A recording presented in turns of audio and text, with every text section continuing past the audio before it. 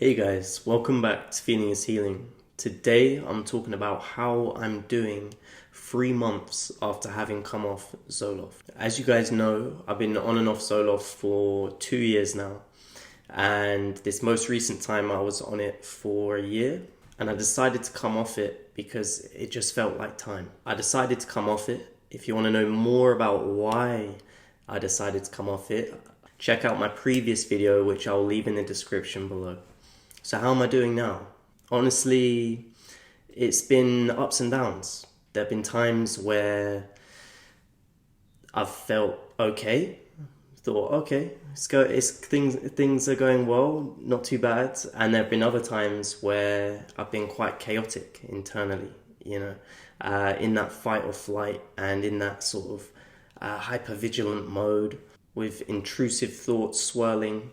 And that was especially prevalent in the first month or two. And you know what? I came to realize actually this is totally normal.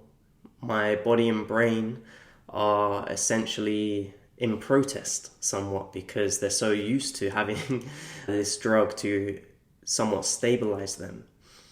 And now they don't have that anymore, so there's that layer of resistance due to the dependence that I've built up, as well as, I'm sure, a layer of psychological dependence. So it's like my own fear of, oh, can I do this? Exacerbates the anxiety symptoms, of course. There have been moments where I've questioned whether I made the right decision coming off them. However, like I've said in other videos, that's okay. It's okay if I have to go back on them, that's okay. That's part of my journey. I'd prefer not to, but I'm also not going to punish myself and just force myself to suffer when potentially the best option could be to get back on them. However, for now, I am more focused on the options and solutions which don't involve prescription medication. Even if I have to go back on them a whole load more times, so be it. That's my path and I accept it. A physical side effect that I had when I came off Zoloft, for the first week I was super nauseated. It felt like I was on some kind of roller coaster. However, I wasn't on a roller coaster. I would just move my head a couple of inches and suddenly everything would go phew, and I would just feel super nauseated. So that first week I really just had to stay in bed and not doing a whole lot. And that took about 5 or 6 days to pass.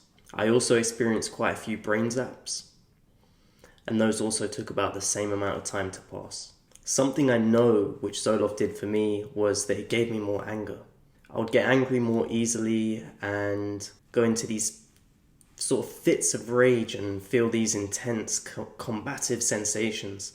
However, I didn't necessarily see this as a bad thing at the time.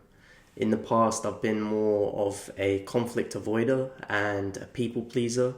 So having that bit of anger actually helped me somewhat in confronting people or situations, which is sometimes necessary to do. It's healthy to let people know when they cross your boundaries. Now that I'm off of Zoloft, I've noticed that my anger has lessened.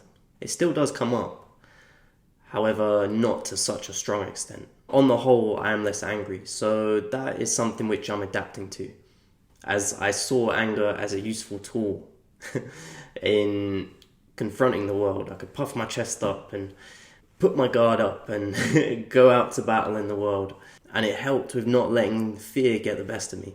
But now I'm practicing a different approach. I'm adapting.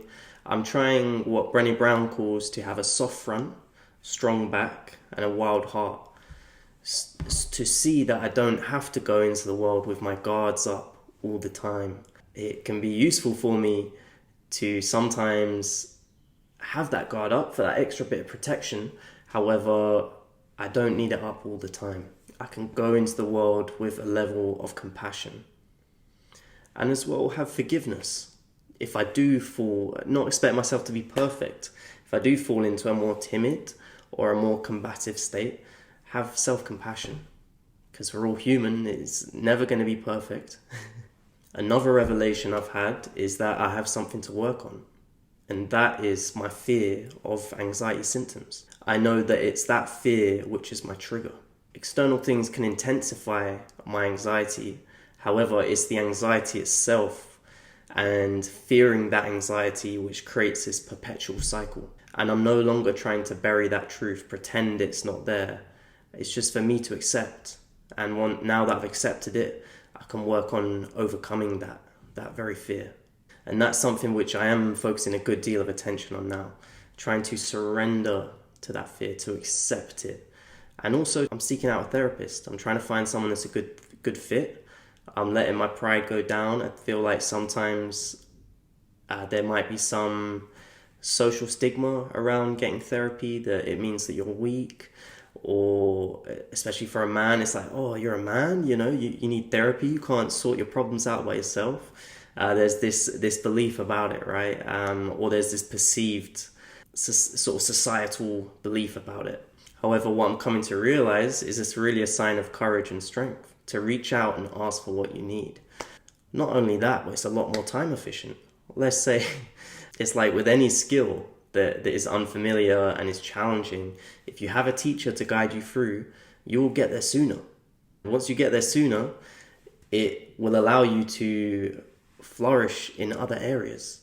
It will ultimately empower you. You're empowering yourself by seeking out help. Having that external pair of eyes or hands to help you tackle whatever obstacle it is that you're faced with can be a massive help.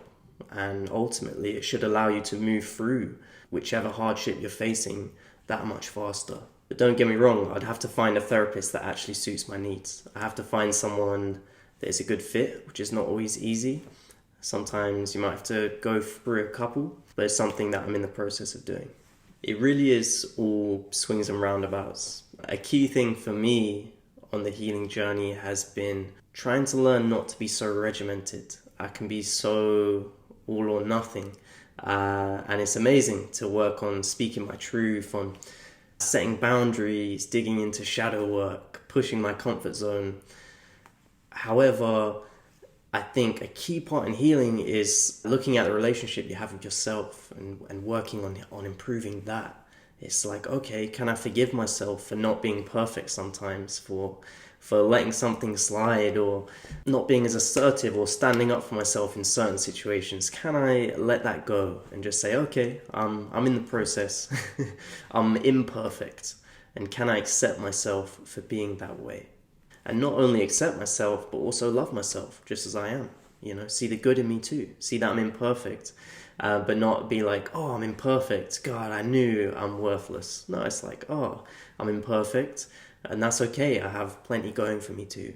Something else I've been working on is asking myself the question, what is it that I enjoy? What is it that makes me come alive? Simply having a new experience can be so healing. Variety is the spice of life, right? It's good to seek out new experiences, discovering a new hobby or pursuing one that I've been meaning to take more seriously. Just trying to get a bit more joy into my life. Spending time doing things which you love to do can be just as healing as facing the fears. At times I have felt ungrounded and up and down and in the fight or flight state, with the inner voice popping up and saying, you're not strong enough, you can't do this. And that's for me to accept and to just acknowledge and not buy in too much to that line of thinking, because that's based on old evidence. It's based on prior experiences, and it's coming from the inner child from a place of fear. And it's for me to not respond in such a dramatic way, like, oh no, that voice is right, or oh no, why am I having that thought? There must be something wrong with me.